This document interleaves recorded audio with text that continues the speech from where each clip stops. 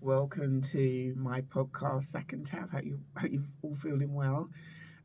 Today, well, let me share about how the week's been. The week has gone okay. The week's been okay. I mean, you have your challenges, which you do, and these are the things that help you grow. But since I've spoken to you, no, I think I shared about the event I went to last week, Friday. I think I must have shared that with you. Yeah, the event I went to and how it made me realise that it's a good place for me to sell my work, and I need to start looking out for events and talking to organisers to see if I can do that because it actually went really well. Even though I was only there for a short span of time, it was very productive. Um, but as regards to this week's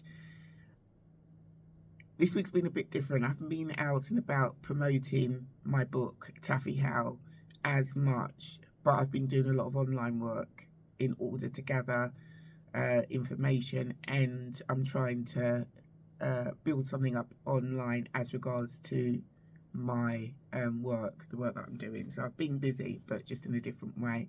I managed to, so basically, um, I was out and about yesterday promoting my book, Taffy How. I'll show it to you, but I'm sure you know what it looks like. It's a nice little green book. Promoting my book, Taffy How. And this woman, mature lady, she's like really impressed with what I'm doing and everything like that. She goes, yeah, I can manage that.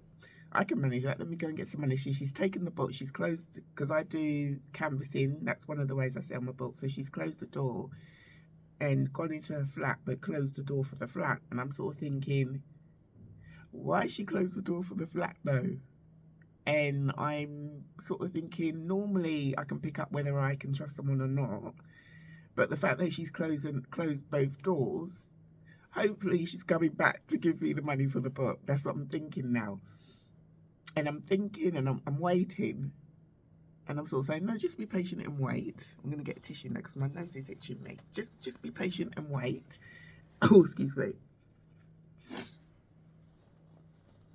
And she does actually come back to pay for it. Because there was oh, excuse me.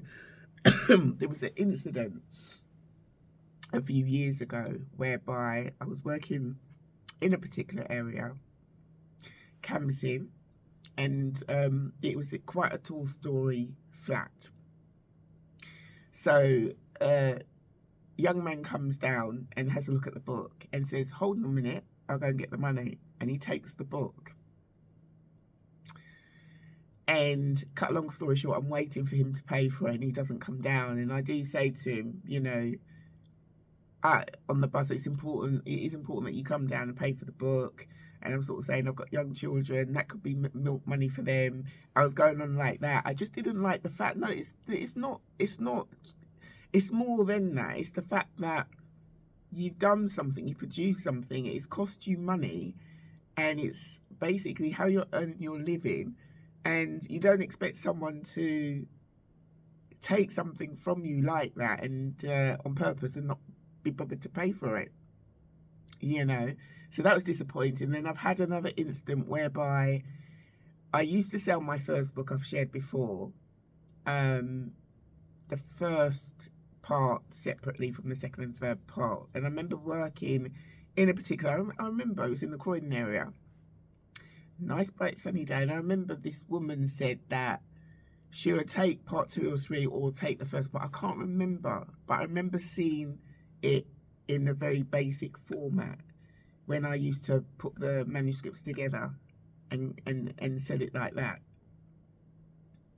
But she put the money in the post. She put the money in the post for me, and she never did. And so you get, luckily it doesn't happen often. Luckily it doesn't, because sometimes even now, for the last few years, I've had people could pay by PayPal. And so sometimes what I'll do is I'll say, most of them say, oh, should I do it now? And they do it in front of me and pay for it. And then I get the message saying they paid for it, money sent. But sometimes they don't have the time. And I'll sort of say, all right, but can you do it before, like, within a couple of hours? And most people do it, and they do it. There's only been there's been about 3 cases where people haven't done it. And majority of the time, 2 out of the 3 was because they were having a problem doing it. And I sort of picked up on that because I can normally sense whether I can trust someone or not. One of them basically didn't do it. And it was a young man, and the mum came to the door saying, oh, you know, the day that you came, he had a, you know, he wasn't feeling all that well, so on and so forth, and so, but he doesn't want the book, so on and so. And I don't like that because then it gives people time to read it and sort of say, there you go, you can take it back, I've read it.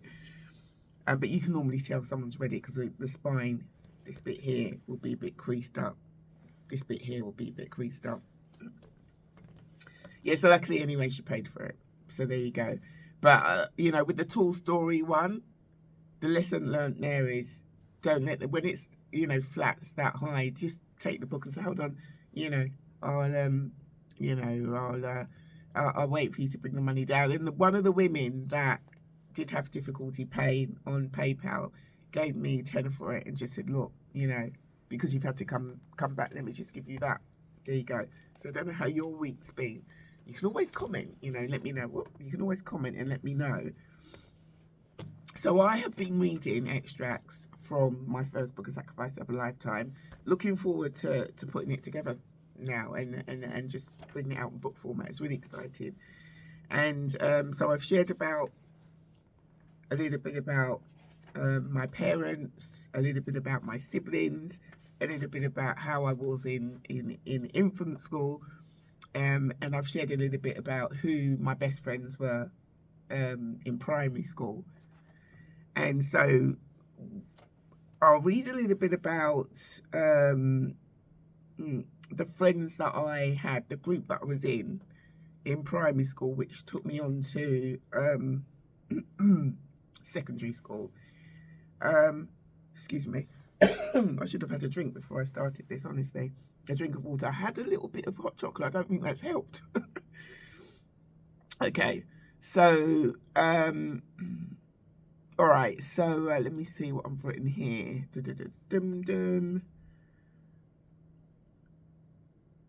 Okay.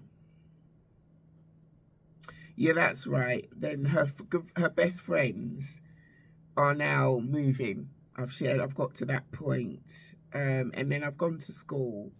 And I don't know did I get up to this point where I've said that I was no longer a shy little girl, and I began to, she began to develop her own full-rounded personality. And the children in her peer group were mystified by the noticeable and sudden change in her. So that's that. So basically, it took some time to adjust to becoming absorbed in the group. From a young age, although outwardly gregarious, she had been an observant child and somewhat introverted. The behaviour of her new friends at first dismayed her, and it was some time before she felt she could trust them. The group consisted of 8 girls who were all in the same year, but not in the same class. They seemed to operate in pairs or small groups. Norma and Janet were the best of friends, as were Linda and Kathy. And then we've got Denise and Letitia and Amy were very close. Rebecca gravitated towards this latter group. Letitia had in fact been in the same class as Rebecca's previous school, and now their friendship blossomed. The 3 girls spent much of their time together outside school hours. Norma and Janet enjoyed athletics. Norma had the right build for sports and was extremely good at running. She competed mainly in the 100 metres, but also in hurdles, in the javelin events. She was also in the netball team, and in fact was extremely good in every sport she took part in. She was a very strong girl. Janet was not up to the same standard, but participated in school events such as 100 metres relay race. She too was in the netball team along with Linda, who was less strong.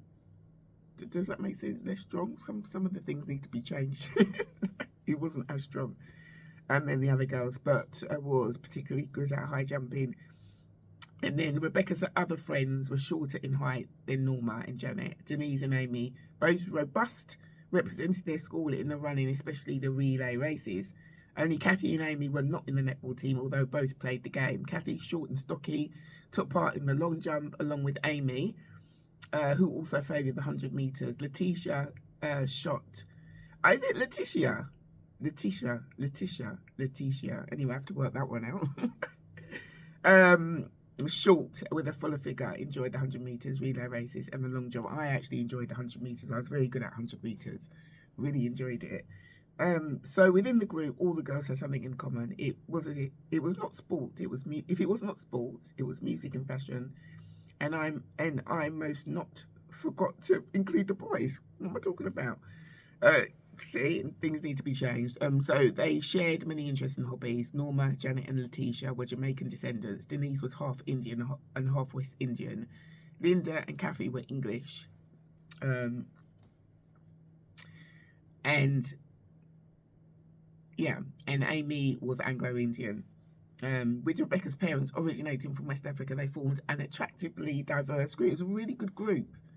Yeah, so Rebecca shared her friends' love of sport. She was good at the 100 meters, which I've just said, so on and so forth. Right, so that's basically the group that we had. And let me see here.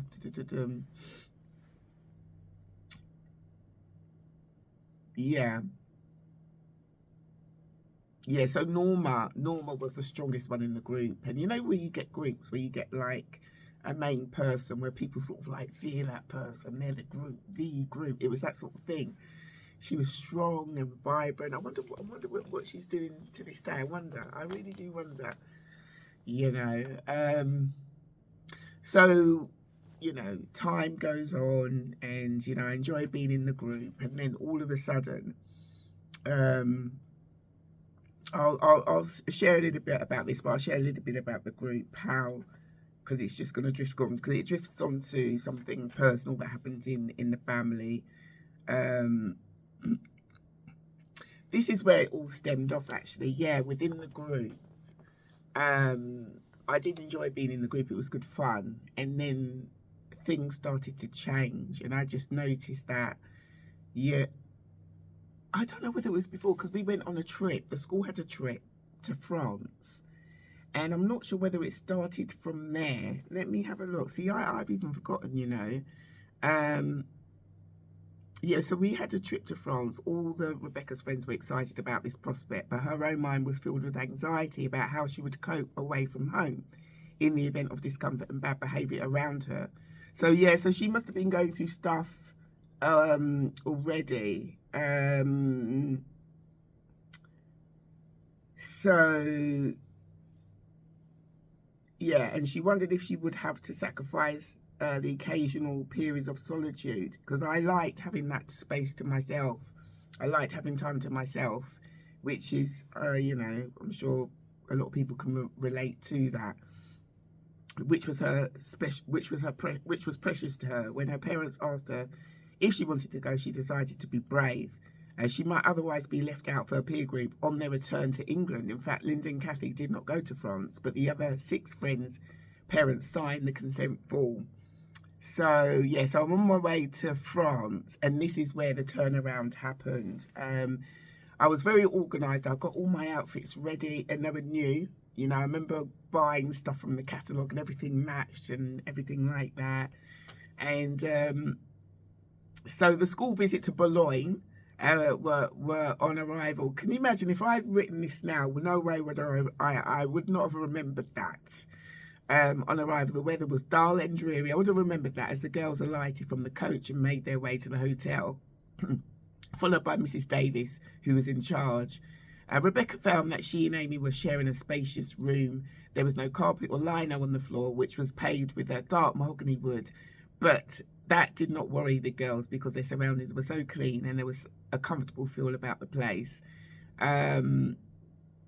Yeah, and it says that I was menstruating and felt embarrassed about the extra personal luggage accompanying her. She was, and she jumped when Mrs. Davies put her head around the corner to see how the girls were doing.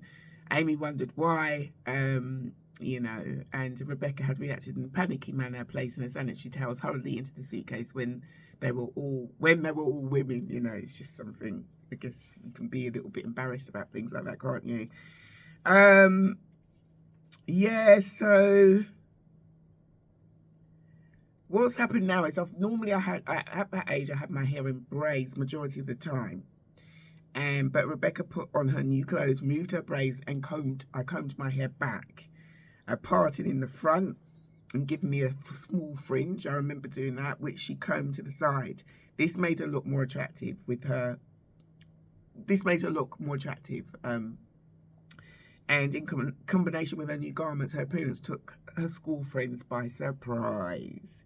She kept very much to herself outside school, and they were not used to seeing her with her hair out. In fact, Norma had made an unfavourable comment on the occasion when Rebecca had first had this style. So Rebecca, gosh, there's some mistakes here. So Rebecca had put off wearing it in that manner to school. Maybe a friend must have said something to her before in the past if they had seen her like that. However, because she was now on holiday, she wanted to feel relaxed and a little more different. Okay. So, yeah, so basically, put a long story short, she started getting sort of like some indirect behaviour going on behind her. It was like they were making fun of her behind her back. You know, it was that sort of thing. They went downstairs in time for the first meal. Rebecca continued to feel cold within. I felt really uncomfortable, like you're away from home and so on and so forth. So the atmosphere was drab, even though she was surrounded by people she knew. Everyone chose her own place. So Rebecca and her group sat themselves down at one of the round tables. And Rebecca was aware that the girls were inspecting her new clothes and hairstyle, although nobody commented on her appearance. And it says what I wore and so on and so forth.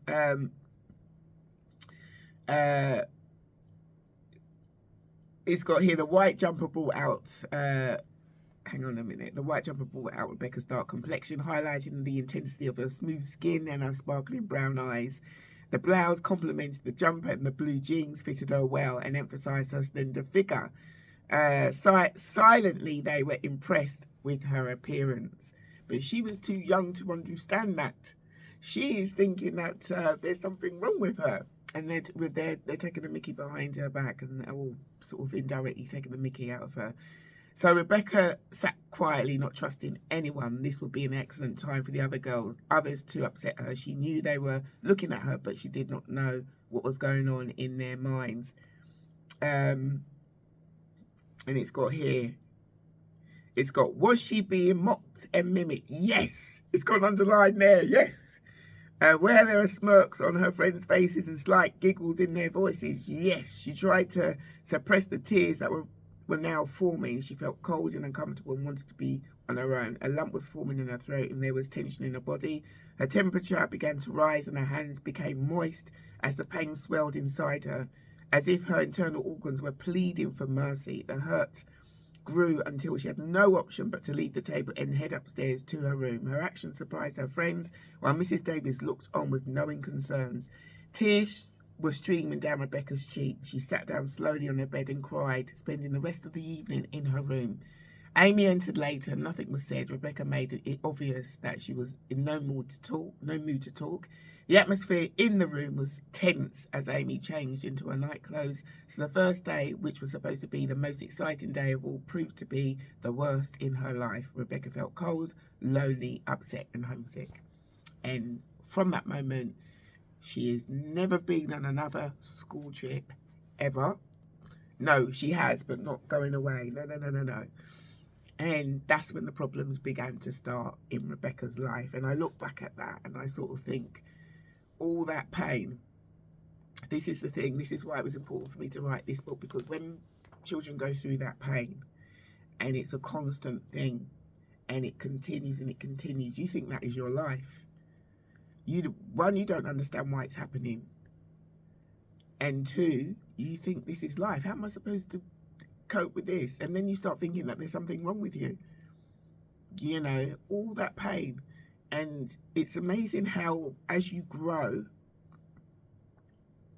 eventually someone told me what the problem was years later, but the damage had been done. But this is the beginning, and it feels, I'm not crying, my eyes watering.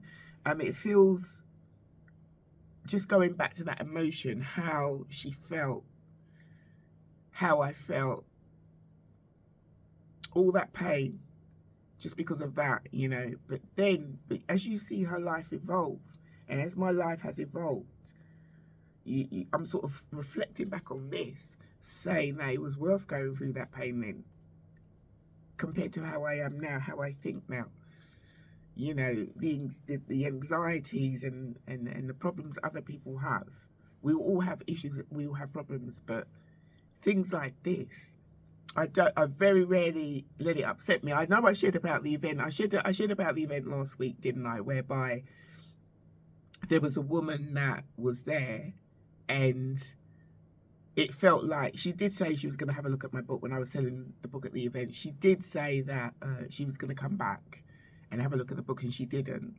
But then one of my friends turned up with her, well, our friends, two of my friends turned up 20 minutes before everything was going to close.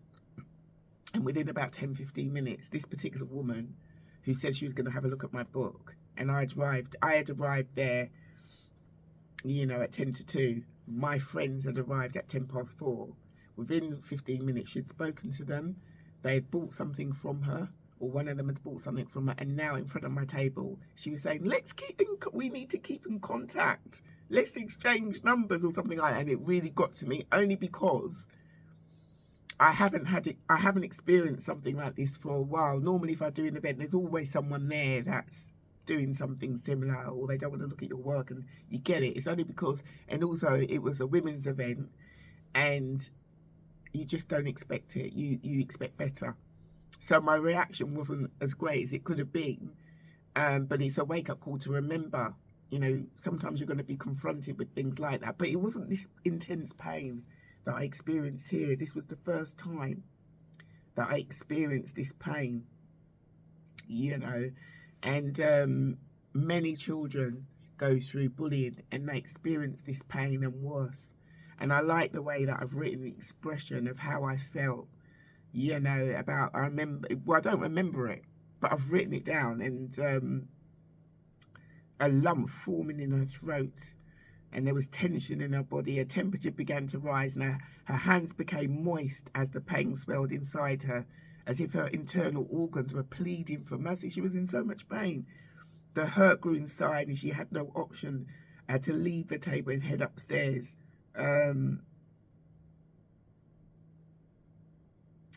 Wow, I look at that and I sort of think, wow. Tears were streaming down Rebecca's cheeks. She sat down slowly on her bed and cried.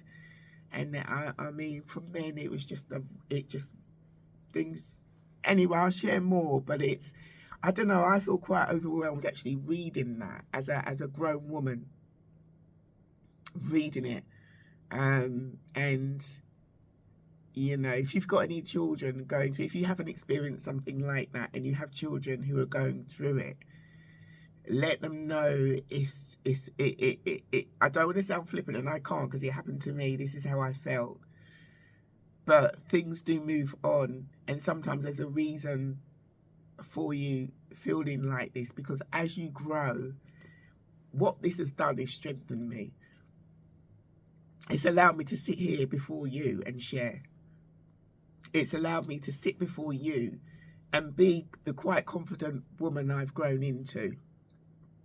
It's allowed me to sit here and share, because I know other people are going through it and worse, and to say this can be the outcome. There's many successful people, you know, that have experienced bullying, whether it's indirect or whether it's direct bullying, when they were growing up, and they've either used humor or they've, you know, somehow dealt with it, and they've turned out to be extremely successful. And then if you look back at the people that were bullying you, what are their lives like? You wonder, you know? Yeah, it's just to encourage. I've written the book because, like I say, I'm going to cover some personal issues, but I've written it because I believe it is going to help people. It's going to help people. It's going to help people understand certain things in a different way, and so on and so forth. And it's amazing how that particular thing people are holding on to. It is major. but they're not sort of reflecting. Nobody's spoken to me about the bullying, how I felt. Oh my goodness, I felt like that. Or I know someone who felt like that. Or I feel really bad because I bullied someone when I'm not getting any of that. I'm getting, as soon as I get to the stage, which is controversial, that's when I'm getting people being self-righteous. And it wasn't only, that was the major reason why, that was the reason I wrote the book, because of what happens then. But reflecting upon this here is major, because some young people are going through it and they can't see. Some people, it's like, how am I supposed to get out of this? They think that you think it's your life. You think that as you grow up, you're going to continually go through it. You don't understand that it's a learning curve. It's a learning curve. And these sort of things strengthen you. And as you get through it, God willing, you do get through it, in a positive way. Because I've spoken to someone before, and she's sort of saying that, years later, it still has affected her and this, that, what have you. But especially if you have the right people around you, and like I said before, someone actually shared with me years later what the issue was. And that was when, because here she's 12, 13. Someone shared with me when I was 17 and a half. So that's like 4 years later. It was not like, 20 years later, someone, And I'm sure within 20 years later he would have worked it out. But it was nice to hear someone tell me what the issue was, what the problem was, But it's just to encourage people to for you to know, if you know anyone going through that, for you to let them know. One, it's good if you have support, people around you that can support you and help build you up. But also for you to realise that this is not just, because I don't want to make it flippant, it's painful at the time, because this is your life at the time, it is your life. But you can't see it moving on. You just feel like this is your life. It's going to be your life. That's what I mean. But it's not, if you've got people around you that can support you, or that somehow you can work through it, and you'll see what other things happen to me, which, how I have to make a decision. You either have to make a go of life or you don't. But there you go. It's just something I wanted to share with you about. If you can relate to what I'm saying, or if you've gone through something like that, or someone who's going through it, you can always message me on my podcast, Sac Taff. But it's weird because I'm still talking about it, because it is so important. It is so important. And I don't know, it's just really made me want to take this paragraph and use it, blow it up and use it in a bigger way, because I know there's a lot of young people that are going through it, and also it can suppress an adult's character as they grow. It can, like, for instance, I was extrovert, but there was an introverted side to me as well. But this made me gear towards being an introvert. That extroverted character was still there, but not as much, and it was slowly dying. It was slowly dying, because of this. Because of this. But it's just to encourage you all, and I'm going to use this paragraph. I want to blow it up and use it and share more. And I feel like there's more I can do with this paragraph. But as I go through the book, I'm going to take down notes, because I feel like there's more I can do to share and to help, because there's a lot of people going through, young people going through things like that. There's even adults going through bullying at work, which is a shame, because you sort of think, when are we going to grow up? When? And I'm not laughing because it's not funny. When are we going to grow up? But that's just another part of the book I felt I'd share with you in A Sacrifice of a Lifetime. I'm going to start typing the book up, so it will be available soon. I've got a link on Vintage that because I'm trying to organise something, and I've had to sort of I need to find platforms where I can promote my work so people can go and buy. I've got a platform on Vintage if you want to look on there for this book. And so it's all good. But There you go. It's just made me really sort of look back and sort of think, wow. You sort of think, whoa, have I come far in the way that I think now? You know, sometimes people are doing stuff to you and they don't realise that they're doing you a favour in the long run. It's just monopolising things and giving you, you've got stories to tell that are inspiring. Hopefully you're inspired by what I'm sharing. But if you want to follow me on social media, on Instagram, it's Roslyn1325. I'm also on Facebook as Roslyn Roberts. I'm on X, formerly known as Twitter. It's something like _RR Roberts author. I always get it confused. Let me get my God. Yeah, and also on YouTube, welcome Roslyn Roberts. The podcast Sac Taff, and you know, it's all good. It's all good. Yeah. So with my Twitter, it's @author_RR Roberts. But you take care, and I'll speak to you soon. Bye bye.